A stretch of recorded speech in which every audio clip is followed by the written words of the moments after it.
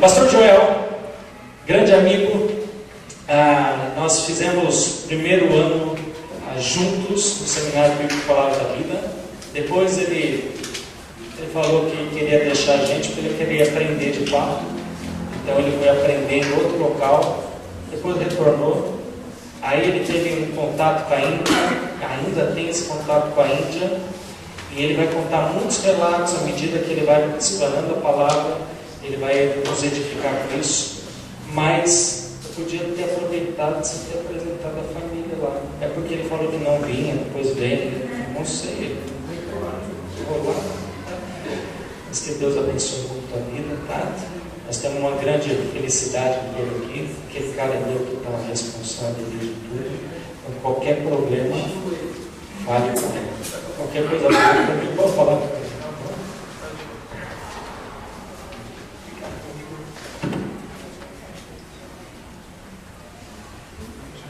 Boa noite. Boa noite. Estava com saudade do Carmona. Que bom conhecer você. Alguém gosta de você, né? Esse cara é muito especial. Como o Carmona falou, meu nome é Joel e minha esposa, Mônica. Aqui. Vim com os meus filhos.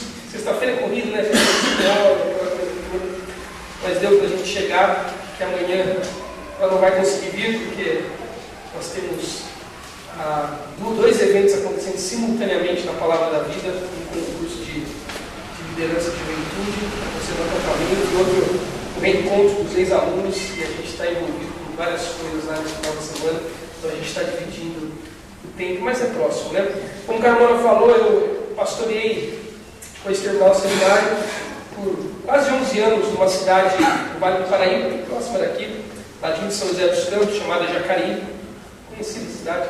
Vocês já devem ter passado por lá no Rio de Janeiro, na São José mesmo, né, que é uma cidade bem conhecida. E depois de 11 anos pastoreando lá, um ano e meio, quase 2 anos agora, eu me tornei esse missionário da organização Palavra da Vida, onde o Carmona estudou.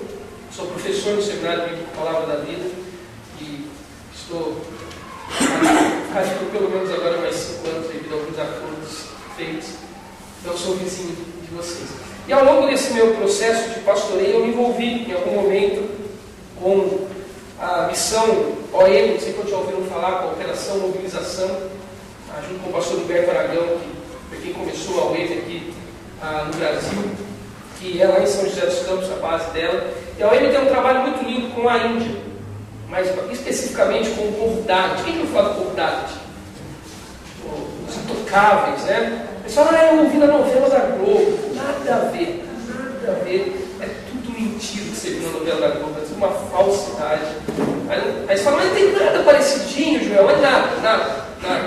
Mas nem de perto.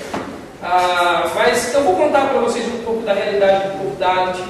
Talvez eu saia daqui domingo à noite com um monte de gente com o coração pegando fogo para viajar com a gente para a Índia. É fácil, junto alguns dólares, pouco, mas alguns dólares, né? Aí você pega um voo, a gente vai até Dubai, para lá umas 7 horas, fica dormindo no aeroporto, paradinho lá, porque tem que ficar lá esperando. Pega um voo para Hyderabad, na Índia, que é onde está a base hoje da UEM na Índia. E você vai conhecer o que Deus tem feito no meio daquele povo Dalit. Muita gente, 300 milhões de Dalits na Índia, mais uma América do Norte, muita gente, um país de 1 bilhão e 200 milhões de pessoas. Né? Mas eu não vou falar hoje do povo Dalit nem da Índia. Nós temos 4 encontros. Eu não vou nem citar hoje, Carmona, com a sua licença. Eu quero usar esse tempo que nós temos. Oi, deixa eu citar, é verdade. Eu quero usar esse tempo que eu tenho aqui com vocês para nos colocarmos nesse tempo, preparados. Eu cheguei aqui hoje, eu não conhecia Valinhos, nunca tinha vindo aqui, embora eu já morei em Campinas, agora estou morando em Atibaia, nunca entrei em Valinhos, né? E achei uma cidade linda, uma cidade simpática, e me pareceu uma cidade bem urbana, um lugar onde as coisas estão acontecendo, uma cidade. Eu não sei quantos habitantes tem Valinhos hoje. 100 mil? 140 mil. 110. Atibaia e meia, né? Atibaia tem que ser. Vocês estão no centro urbano. E eu quero convidar vocês, eu quero dispor um texto bíblico com vocês hoje, está em Efésios, capítulo 4. E eu quero convidar vocês, nós temos um slide ali, não? Eu quero convidar vocês a considerar comigo essa questão do preparo a partir de uma perspectiva que nós precisamos reconsiderar. Se o seu texto, já nós vamos olhar para ele, tá bom? Não precisa ter pressa. Mas algumas perspectivas que nós precisamos reconsiderar, acredito eu, talvez seja uma das perspectivas que mais entende a igreja brasileira, entende mal, que é a perspectiva do chamado. Do chamado. Você já ouviu pessoas falando isso, que são chamadas para o ministério? Talvez alguns aqui na igreja se entendem nessa configuração da vocação e dizem: olha, eu sou chamado, depois de uma conferência missionária, você diz: olha, eu fui chamado para trabalhar com missões, fui chamado para ir para um seminário, estudar e me tornar um pastor de igreja local. Na verdade, eu acredito que a tradição religiosa, não por meio da reflexão, destituída da reflexão, certamente, mas por meio de um imaginário religioso, ela deixou para nós, ou legou para nós uma coisa que nós assumimos, muito equivocada a respeito do chamado, da vocação, dessa coisa de quem Deus está chamando, quem deve estar preparado para a obra. Então nós temos esse imaginário religioso que o chamado é o pastor Carmona, que o cara chamado para o ministério é o Joel, que o cara chamado para o ministério é aquele povo que está lá na palavra da vida, estudando, e que vão aí para o Brasil, em vários lugares do Brasil, pastorear igrejas. Talvez o chamado seja o nosso casal de missionários do Dalit Freedom Network, que é a nossa missão, o casal de brasileiros que está lá na base, na Índia, o deles e a Sara. Talvez eles que largaram tudo, saíram da sua vida, da sua família, largaram a profissão, eles são chamados. E aí quando eu chego numa cidade como Valinhos, estamos numa avenida linda que eu passei, bonita mesmo, chamou a atenção a cidade. Achei que eu estava vindo para uma cidadezinha. Encontrei uma cidade zona. E eu vejo vocês aqui, tanta gente competente, tanta gente bonita, tanta gente cheia de formação, de habilidade, tanta gente cheia de recursos dados por Deus nesta cidade. Eu fico pensando que a igreja brasileira só vai despertar para missões. Um dia eu quero entender, como diz o meu amigo Humberto Aragão, que missões começam onde você está e termina onde Deus quer ter. Por isso, para a IBV, missões só faz sentido se vocês primeiro se perceberem em missões ou em missão nessa linda cidade que é Valinhos. Então eu quero tentar olhar para essa tradição religiosa do chamado, que legou a nós um imaginário destituído da reflexão. E a pergunta que eu quero responder com vocês esta noite, uma pergunta muito simples, né? Não muda, eu tenho que ligar, né? Eu quero responder essa pergunta para vocês. Quem são os chamados? Quem são essas pessoas, esta classe que nós imaginamos? Porque o nosso imaginário religioso pensa num chamado mais ou menos assim, que nós vamos fazer uma conferência missionária, vamos falar sobre o preparo, aqueles que estão preparados, e ao final, o nosso irmão canta muito bonito, vai vir aqui na frente, eles vão cantar uma música, o nosso amigo do violão vai fazer um solo, vai entrar na espinha, assim, sabe? Uma coisa sensitiva, vai dar você vai dar um up, depois dar um down, vai dar um up de novo, daí fica todo mundo, emocionado, e aí alguém vai ser colhido no meio dessa igreja. Na segunda-feira vai procurar o Carmona e vai falar: pastor, eu senti um negócio. Eu senti que aconteceu um montão de coisa, mas eu senti um negócio diferente, especial, e eu queria que o Senhor me mandasse para o seminário, me mostrasse o campo missionário. Eu queria ser um pastor, um missionário transcultural, um educador teológico, como eu sou hoje. Eu queria viver só para isso. Mas eu quero essa noite mostrar para você que talvez a resposta à pergunta: quem são os chamados? Não seja essa. resposta não é que o chamado é aquele que não vai ser o resultado desta conferência vista na vida de uma ou duas pessoas. Mas o chamado é como diz Pedro na sua carta, aliás, a carta que você escolheu, o texto que está como texto tema, de vocês, a qual Pedro vai dizer que todos nós somos uma geração eleita, um sacerdócio real, um povo santo, exclusivo de Deus, um povo escolhido por Deus, um povo que Deus separou para habitar no meio deles, no meio do povo. E nesse povo Deus colocou algo propositivo. Esse povo tem propósito, esse povo marcha na terra com um propósito de vida. E qual é o propósito, Pedro diz? Anunciar as virtudes de Deus, as maravilhas, o Evangelho, a pessoa de Jesus Cristo, a palavra abundante, aquela única capaz de tirar a pessoa das trevas e colocá-las no reino do Filho amado, no reino da luz. É sobre isso que o Evangelho está falando.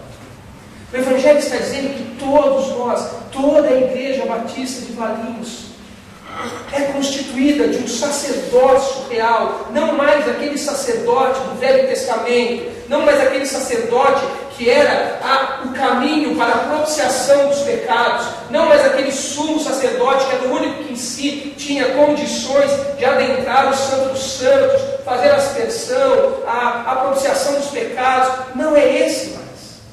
Porque Jesus Cristo veio, Jesus Cristo se fez homem, Jesus Cristo morreu na cruz do Calvário, Jesus Cristo ressuscitou ao terceiro dia, o véu do templo foi rasgado, o acesso foi aberto, e Deus nos constituiu um povo de sacerdotes, um reino de sacerdotes. E eu e você somos sacerdotes do Deus vivo, chamados exclusivamente para o sacerdócio, com o propósito de anunciar as maravilhas de Deus. É coisa muito maior do que eu posso carregar sozinho. A missão que essa igreja tem em Valinhos é muito mais pesada. Eu só vou dizer isso porque eu tenho liberdade dele, do que o meu amigo Carmona dá conta.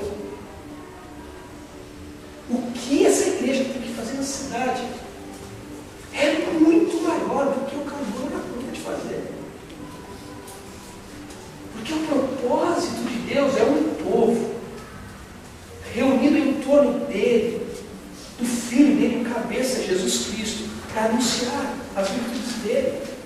É muita coisa que você tem nas mãos, eu tenho nas mãos. Por isso, o que Deus quer de nós é muito simples. Ele quer que nós, os encarregados desta grande e maravilhosa missão que Ele deu, esse reino de sacerdotes, que nós sejamos encontrados fiéis. O que Deus nos convidou para ser foi mordomos dele. E o que é o mordomo? O mordomo é aquele que tem acesso a todos os recursos, mas tem a plena consciência de que os recursos não lhe pertencem.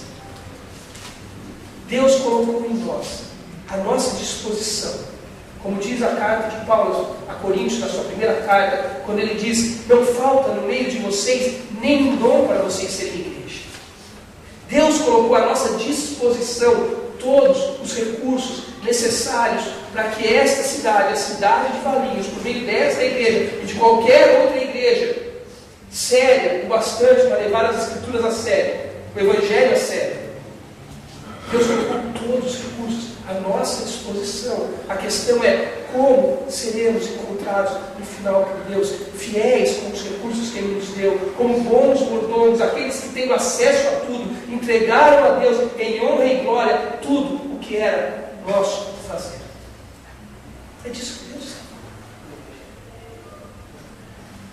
Se você quer falar de missões, se essa igreja quer estar regimentada para missões, o olhar não é para a gente, é também para a gente. O olhar não é para os povos gringos, é também para os povos gringos. O olhar não é para a oferta missionária que vocês tiram mensalmente, quinzenalmente, semestralmente, eu não sei. É também a oferta missionária. O olhar não é para a junta, se é que vocês são envolvidos com ela, de missões da convenção. Pode ser também para ela. cidade, a cidade que vocês vivem, carentes das riquezas de Deus. Riquezas essas que vocês foram chamados aqui em Barões para anunciar. Vocês são os penseiros desses recursos, entregues com fidelidade, em honra e glória a Deus. É disso que o Evangelho está falando. Como nós vamos olhar para isso nessa noite? Eu quero olhar a partir do texto de Efésios capítulo 4 e propor algumas coisas para vocês. Eu quero olhar a partir do verso 1 até o verso 6, uma pequena porção. Não vai demorar, eu sei que é sexta-feira, vocês estão cansados. Alguns devem ter chegado aqui com a cabeça cheia de problemas que deixaram na empresa, na fábrica, sei lá de onde você veio. Né? Alguns podem ter tido conversas duras com a equipe, ou tiveram conversas duras com o seu chefe, eu não sei. A vida é pesada. Então eu vou tentar ser o mais sucinto possível para tentar mostrar para você que talvez a nossa tradição religiosa legou para nós um imaginário religioso do chamado equivocado. Diz assim o texto: como prisioneiro no Senhor, rogo-lhes que vivam de maneira digna da vocação que receberam. Eu estou lendo na Nova Versão Internacional, alguns que estão lendo talvez na revista atualizada, a versão mais clássica, né? Eles usam a NVI, tudo bem. Alguns talvez estejam dizendo da vocação para a qual foram chamados, texto que muitos já decoraram assim. Como prisioneiro no Senhor, rogo-lhes que vivam de maneira digna da vocação que receberam. Sejam completamente humildes, dóceis, e sejam pacientes, suportando uns aos outros com amor. Façam todo o esforço para conservar a unidade do Espírito pelo vínculo da paz. Há um só corpo, um só Espírito, assim como a esperança para a qual vocês foram chamados, a mesma palavra que ele usou lá para receber, é uma só. Há um só Senhor, uma só fé, um só batismo, um só Deus e Pai de todos, que é sobre todos, por meio de todos e em todos. Até aqui. Você tem que entender que momento o apóstolo Paulo está escrevendo esse texto. Ele está preso, está em Roma, ele está sob algemas. O apóstolo Paulo agora se vê limitado na sua ação missionária, ele como missionário para os gentios. Agora a ação mais eficaz do apóstolo é a ação da escrita. Ele está em algemas, ele não pode mais fazer o que fazia antes. Ele não pode mais ter os rompantes missionários que tinha. Ele não pode mais desbravar como sempre fez. Agora ele precisa escrever para uma igreja que está no esboço do ministério que ele teve. Fruto do ministério do apóstolo Paulo. E agora ele precisa escrever para essa igreja e dizer assim: olha, eu estou limitado. O que eu posso é escrever para vocês. Mas eu preciso que vocês entendam, lá em Éfeso, e é essa a tônica de Paulo para as outras igrejas,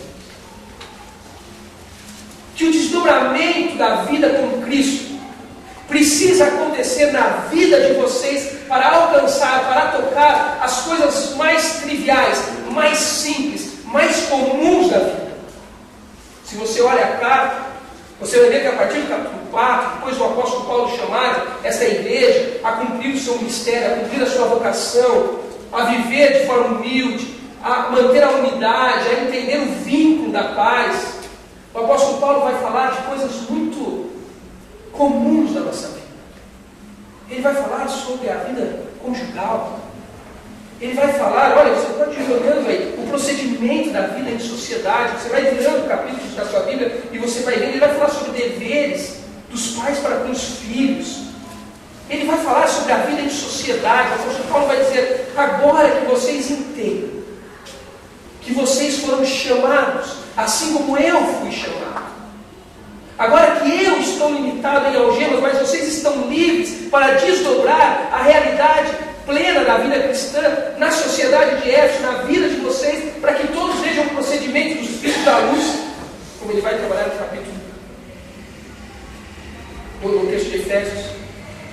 Agora que vocês estão vendo isso, vocês podem viver a vida cristã como deveriam. O apóstolo Paulo vai dizer que o que nós recebemos foi grande demais. Capítulo 2, texto de Efésios, ele vai dizer que nós, eu e você, nós estávamos mortos em nossas transgressões, em nossos pecados e transgressões. A palavra que ele usa para mortos é a palavra necros, que dá a ideia na nossa língua portuguesa de necrotério. Eu e você, antes de Cristo, nós estávamos mortos, nós estávamos no necrotério, nós não acessávamos a vida, mortos não acessam a vida, mortos não podem um dia dizer, vou viver. Mortos precisam que alguém vá até lá com o poder de vida e os tirem da realidade de mortos e os coloque numa vida. Foi isso que o apóstolo Paulo disse que Jesus fez por nós. Nós éramos mortos, incomunicáveis com a existência. Primeira aparência de zumbi no universo, né? Vivos que estão mortos, para se tornarem mortos que vão viver. O apóstolo Paulo diz: é muito grande o que vocês receberam. Vocês têm algo poderoso. Vocês foram chamados da vida para a morte. Vocês foram chamados da perdição para a salvação. É esse tipo de chamado que o apóstolo Paulo está falando aqui. É esse tipo de chamado que o apóstolo Paulo vai falar em Romanos. É a ideia do texto grego, da expressão kaleo, a ideia de um chamado divino e poderoso. Um chamado que o próprio Deus faz em sua direção, que você não poderia fazer. É o que o apóstolo Paulo fala no capítulo 2 de Efésios, quando ele diz: isso não vem de vós, é dom? É que você não se glorie. Você não tinha competência, você não tinha potencial, você não se comunicava com a existência, você era morto, você estava no necrotério, em uma gaveta. Mas Deus, na sua plena e infinita misericórdia, enviou Jesus Cristo para chamar você e eu do mundo dos mortos para a vida eterna.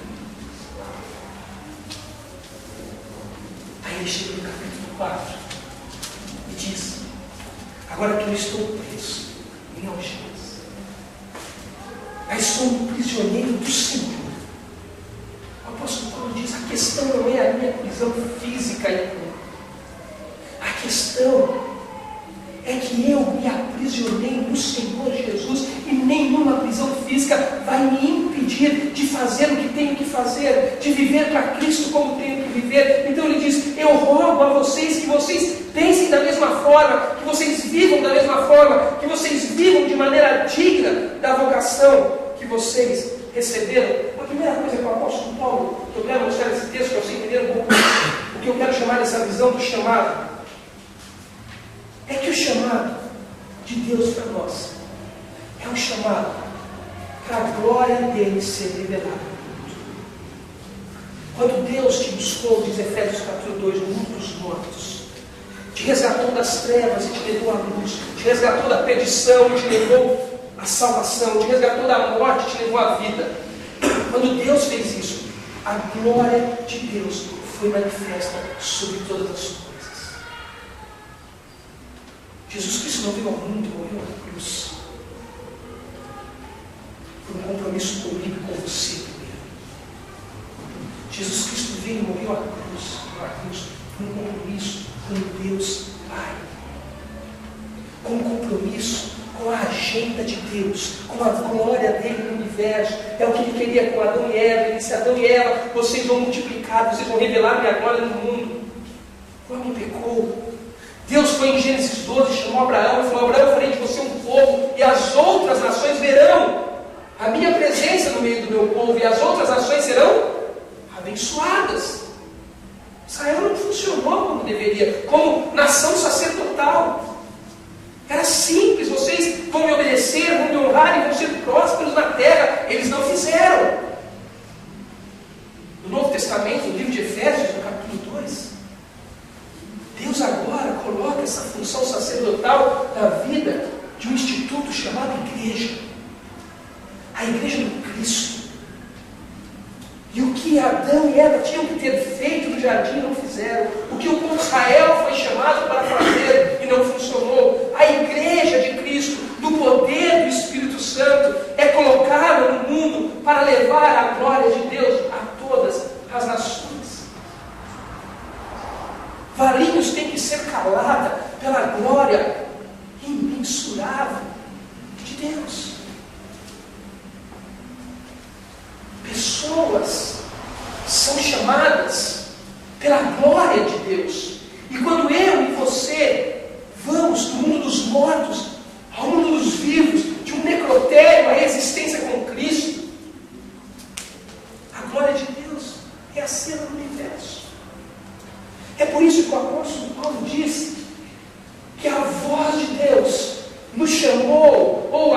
expressão que ele usa na outra versão, na versão que você está lendo, nós recebemos.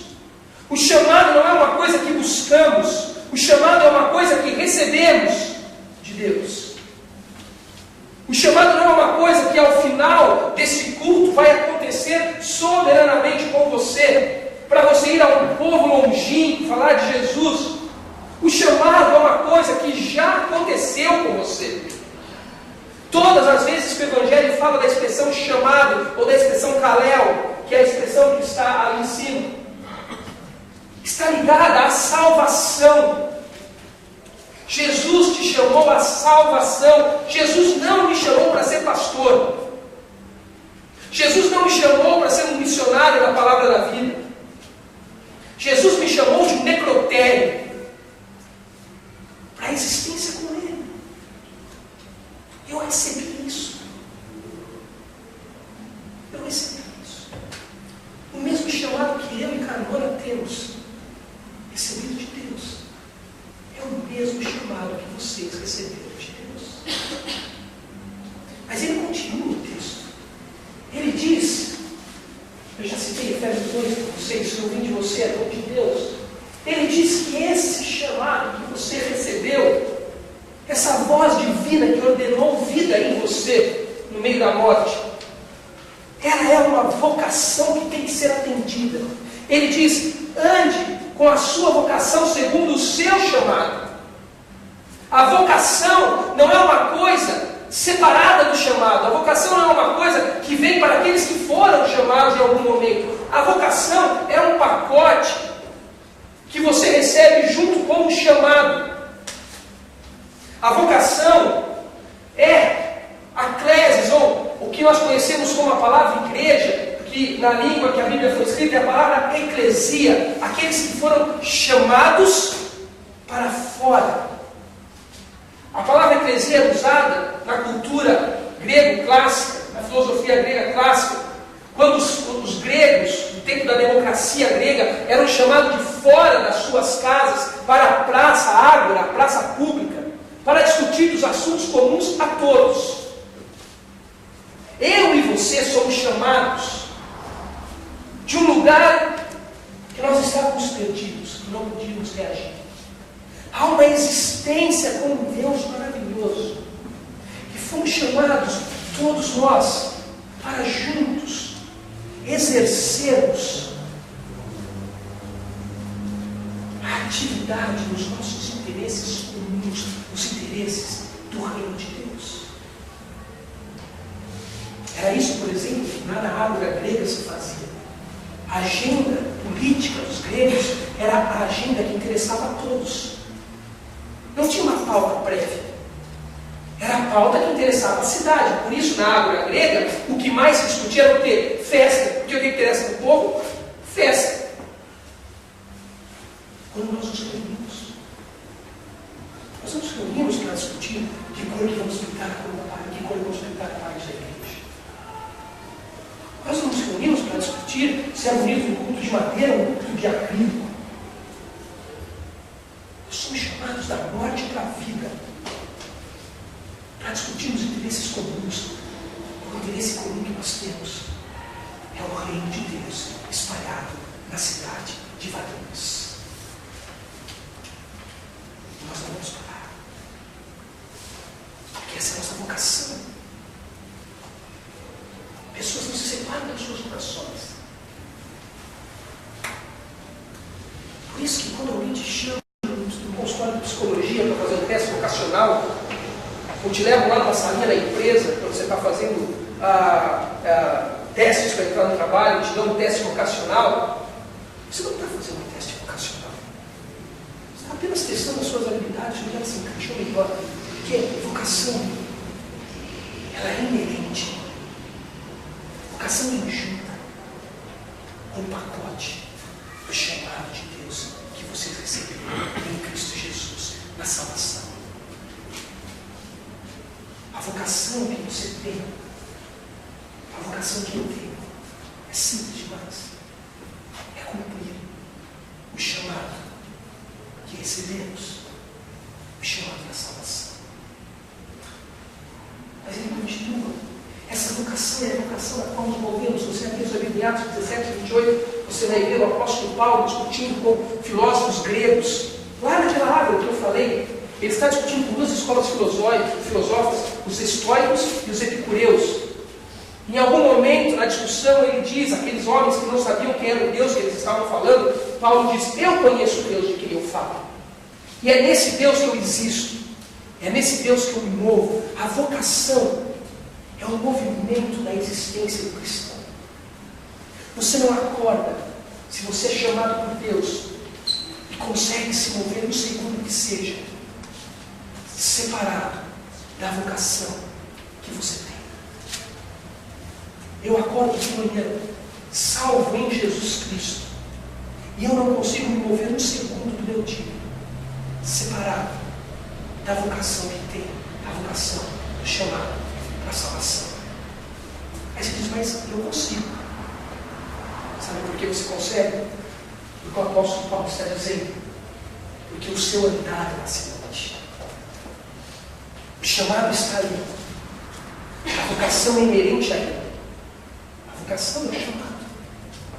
Mas o seu andar é vacilante. Então o apóstolo Paulo fala, você precisa andar de modo digno da sua vocação. A vocação. A ideia do andar, o parquitel, é a ideia de que você vive a vida andando, se movendo para aquela única existência que você tem, é da vocação. O modelo de ensinar no mundo grego, que é a língua que está sendo escrito no Evangelho, o modelo de se ensinar, o modelo, por exemplo, do grande filósofo Aristóteles, de se ensinar era esse.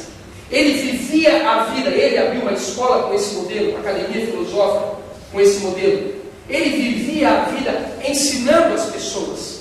Ele não tinha um lugar, embora tivesse uma academia filosófica, onde ele parava com seus alunos, o nosso modelo escolar bem questionável que nós temos, onde nós colocamos pessoas sentadas em cadeiras, olhando para a nuca uma da outra, ouvindo um dono do saber, que é o professor, e um monte de pessoas sem luz, que são os alunos, aqueles que precisamos ter luz neles. Aristóteles não pensava nisso, porque herdou isso dos grandes filósofos da filosofia grega, Sócrates, Platão, mas ele vivia a vida ensinando. Ele andava segundo as convicções que tinha.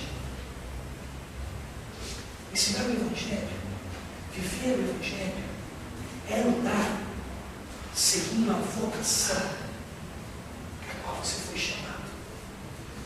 De modo digno. A ideia de um axioma, de um valor, a dignidade não é aquela que você coloca na ação, a dignidade é aquela que vem na ação. A dignidade de um andar com Cristo não é uma dignidade que eu tenho porque eu ajo bem e que o Carmona não tem porque ele age mal, porque a dignidade não está na nossa ação, a dignidade está no andar e na vocação. A dignidade é da vocação e não nossa. Então você sempre vai viver na sua vocação. Você diz, mas eu não fui digno. Mas a dignidade da vocação não é ofendida pelo seu mal andar. Porque o axioma ou o valor está na vocação e não na sua ação. Não há nada que eu e você façamos que possa em algum momento ofender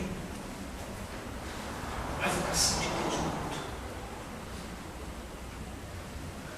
que possa diminuir a vocação de Deus, que possa excluir a vocação de Deus do cenário, porque o valor não está em você, o valor está na vocação. Então a você só basta andar na dignidade que a vocação te apresenta. Por isso que lá no texto de Efésios capítulo 2, verso 10, o Evangelho fala que Deus nos fez feituras dele, ou poesias dele, para que nós andássemos nas obras que Ele determinou de antemão para nós. As obras que Deus nos chama para andar nelas não são obras que nós inventamos. A vocação não é fazer obras que nós criamos. A vocação é andar nas obras que o Senhor de antemão preparou para mim e para você. isso que o apóstolo Paulo está falando? Esse prefácio dos dois do primeiro verso, para que ele possa dizer então que é nessa vocação que a igreja de Éfeso vai se manter unida num só espírito, numa só fé, em um só batismo. Então ele te chama para uma vocação que demanda de um andar que tem dignidade na própria vocação. E essa vocação, ela é a vocação ligada ao chamado, ao que você recebeu. E quando você recebe, você devolve glória a Deus. É um modelo de retroalimentação.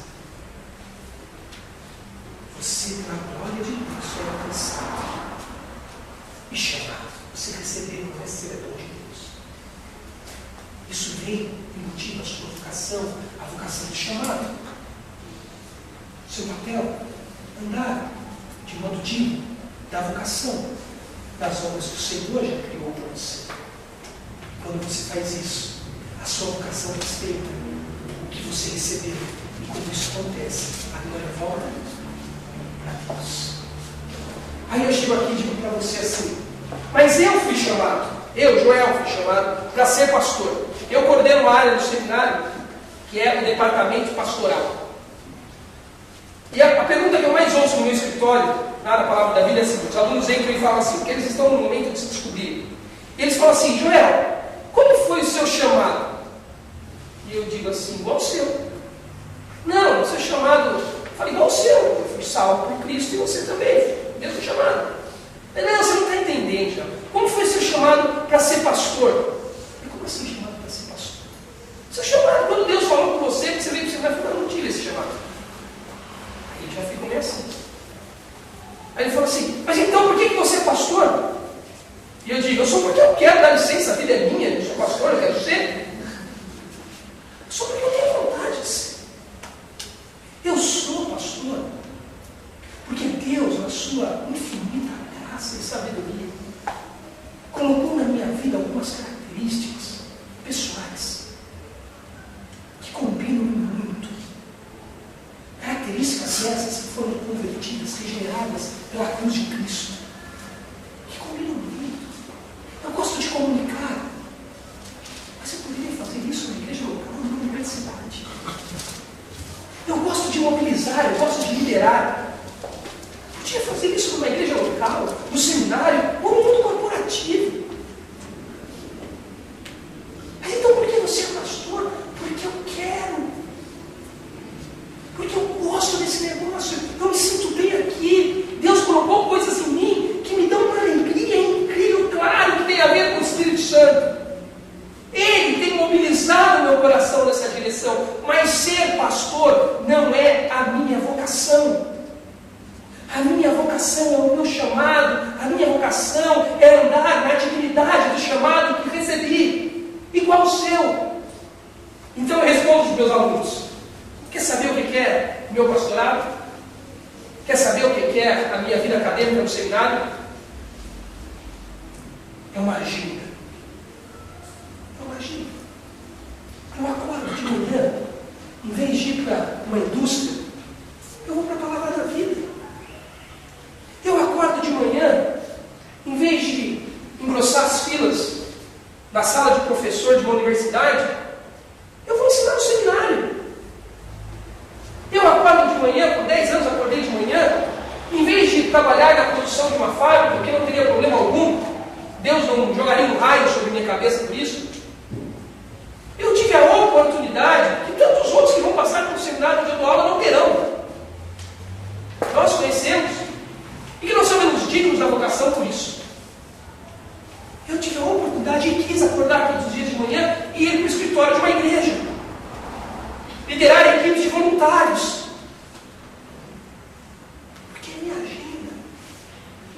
E a agenda é o espaço da vida onde a vocação que anda digna para responder ao chamado é realizada. Essa é a minha agenda. Qual é a sua agenda? O que você faz? O que você fez hoje? De onde você está vindo?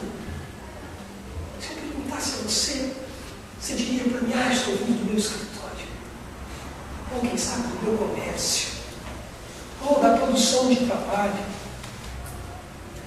ou da rua como um vendedor, um representante comercial. Gostaria que você fosse embora daqui, dizendo hoje sim, sabe de onde você veio? Você veio do espaço da vida, um lugar onde você andou de modo digno, respondendo o seu chamado, que trouxe com ele a vocação de viver para Cristo. Isso mudaria algumas coisas.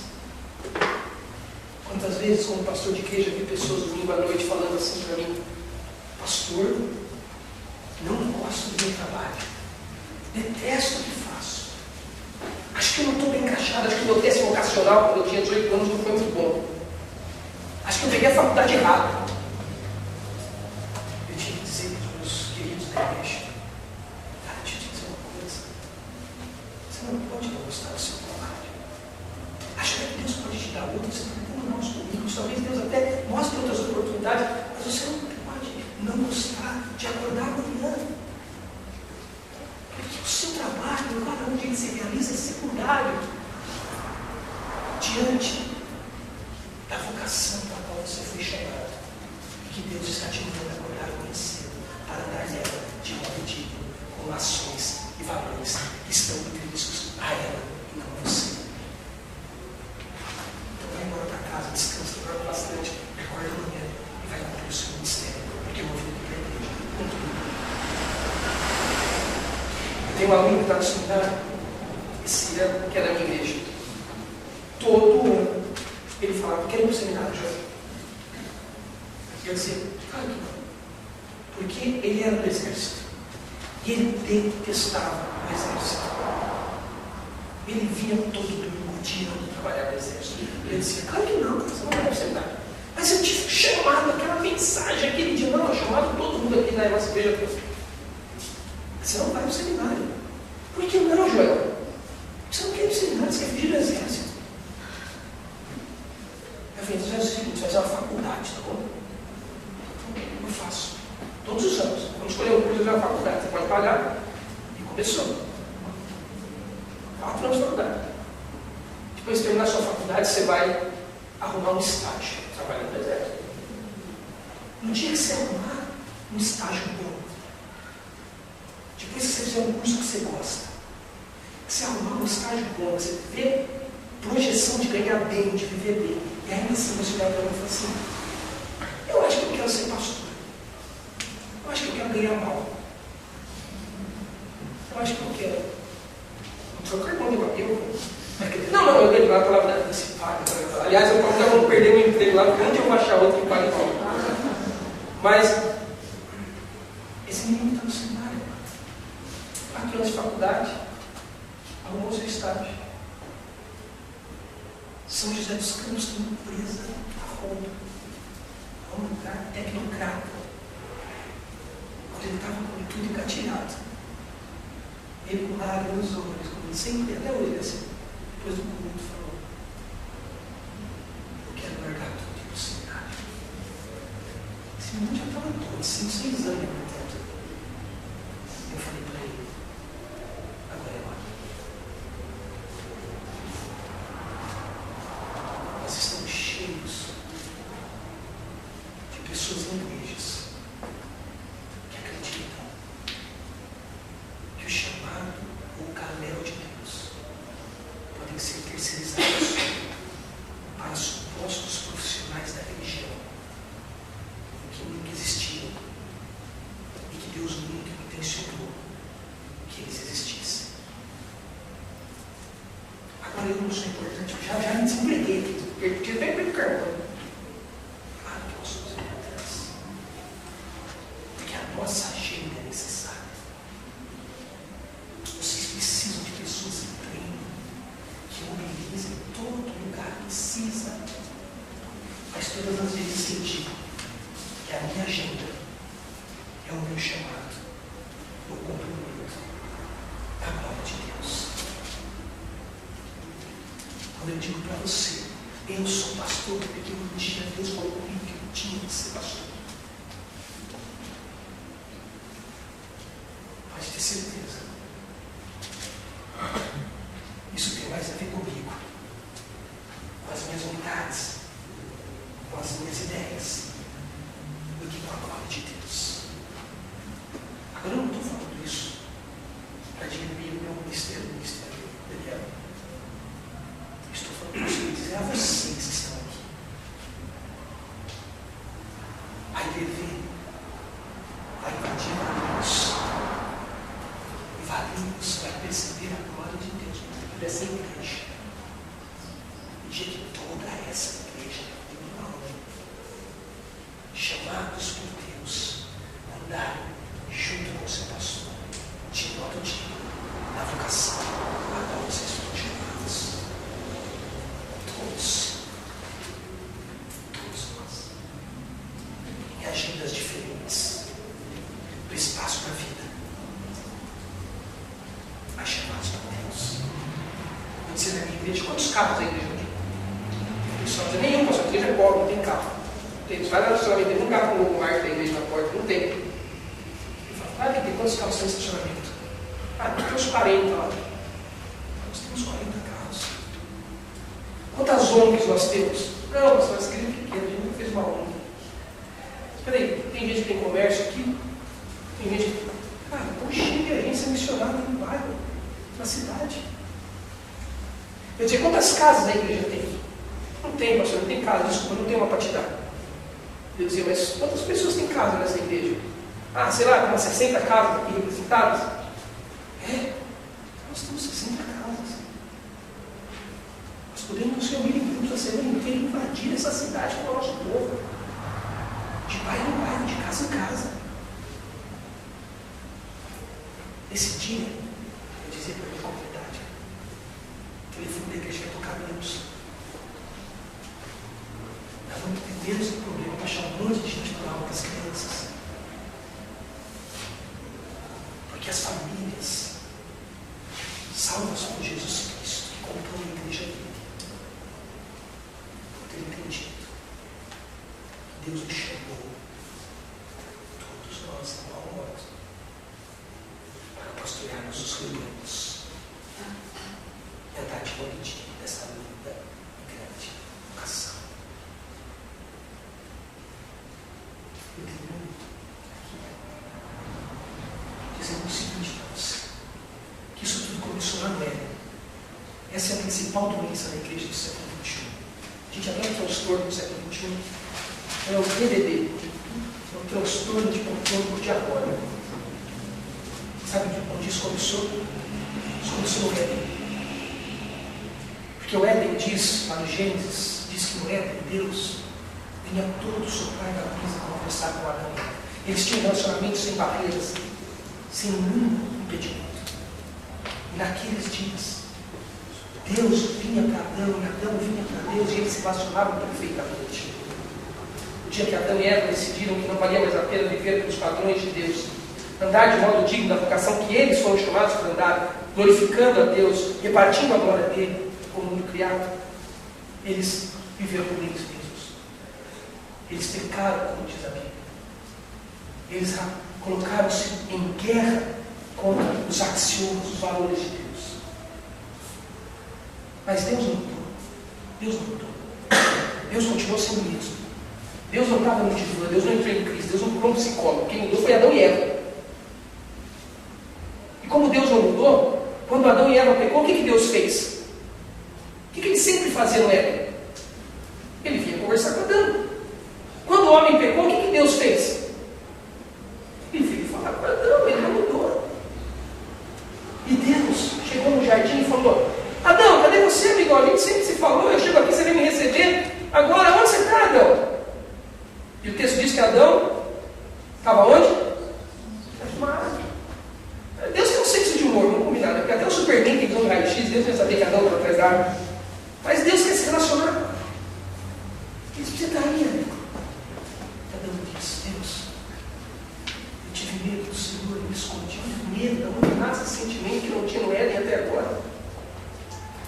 Mas na verdade o que está acontecendo com Adão é o seguinte: é que Adão agora pecou. E Adão acredita, porque o pecado pecado traz essa ideia para nós. Que existe algum lugar no mundo aonde nós podemos estar, que Deus está contido do lado de fora. Esse é o mundo atrás da árvore que Adão vive, o mundo da dicotomia. Adão disse, Deus, eu tenho medo do Senhor. Eu não quero te ver, eu pequei, estou envergonhado. Então eu vou ficar no lugar onde o Senhor não acessa. O que Adão esqueceu é que atrás da árvore para Deus era a frente, porque ele olha do alto. Mas o pecado nos faz acreditar que existe um lugar que Deus pode ser contido do lado de fora. Toda vez que você acredita nisso, você cria uma ideia de cultura divina, aonde você acha que o Joel foi chamado para o ministério e você não. Que o Joel tem tarefas a cumprir com Deus no reino que vocês aqui não têm. Eu vou utilizar a próxima frase de Abraham Kuyper. Kuyper é um holandês chamado calvinismo holandês. Era um político, advogado, mudou a Holanda no seu tempo pelo Evangelho de Jesus Cristo. Abraham Kuyper dizia, com todas as influências que ele tinha na sociedade do seu país, não há um único centímetro quadrado em todos os domínios da nossa existência, sobre os quais Cristo, que é o soberano, sobre tudo, não reclama. Não há um único lugar para Deus que você tenha pisado essa semana, que o Senhor Deus não te enganou.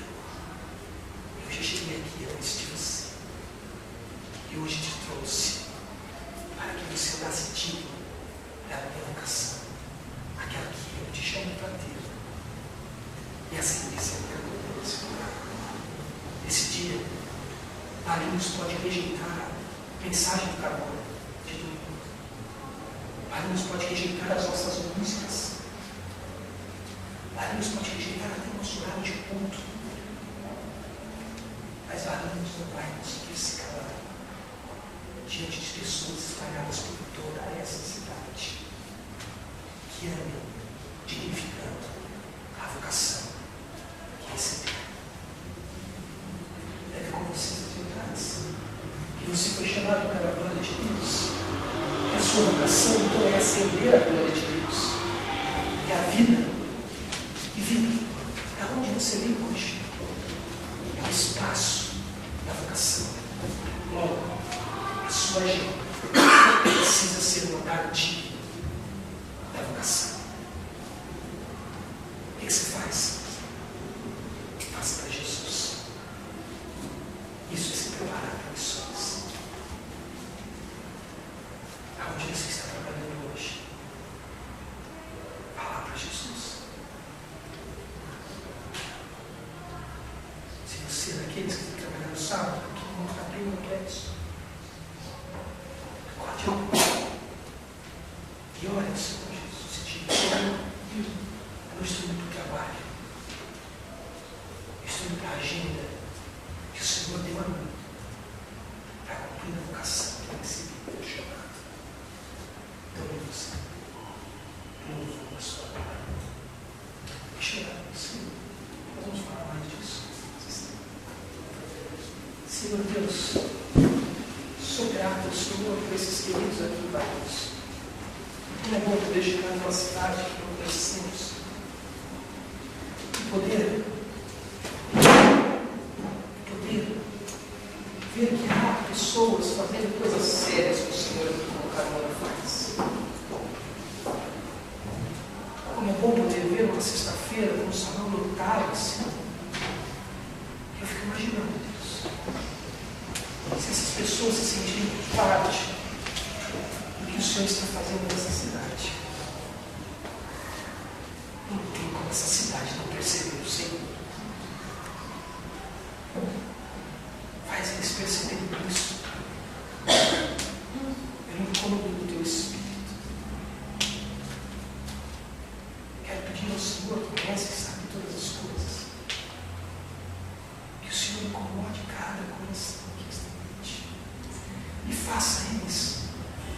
levarem a mente, nesse momento, para o lugar onde eles cumprem a agenda do seu trabalho, para o lugar onde eles cumprem a agenda dos seus estudos. E que esses homens e mulheres, esses jovens universitários, provavelmente estão aqui, possam reconhecer a partir de hoje os que ainda não reconhecem, que o Senhor está levando eles para uma relação de entregar e receber, para uma relação de um trabalho que visa a sobrevivência, para um lugar de estudo que visa o utilitarismo.